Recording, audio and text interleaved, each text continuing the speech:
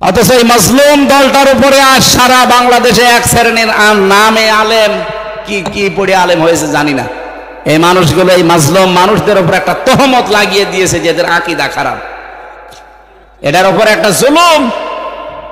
কখনো এই কথা আর বুঝে শুনে বলবেন না। 5টা কথা 5টা বই পড়া পড়েছেন কোনোদিন আপনি এদের? আপনি আকীদা খারাপ বলেন মানে? আপনার এত ভালো আকীদা যে ফাঁসির দড়িটা গলার কাছে আসলে তখন আকীদা টের পাবেন।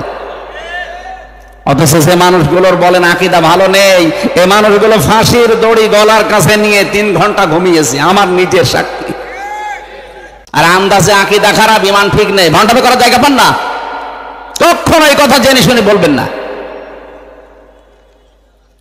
আকীদা ভালো নেই, আকীদা কি? আকীদার বই পড়েছেন আপনি? আকীদা খারাপ হলে এই মানুষটাকে পেতেন আপনি?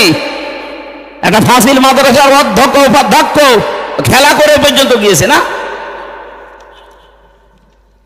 হাজার হাজার আলেম এই দেশে, এই মানুষগুলো আকীদা ভালো না। তার আকীদা ভালো না থাকলে ওরা কি ডাল খেয়ে আলেম হয়েছে।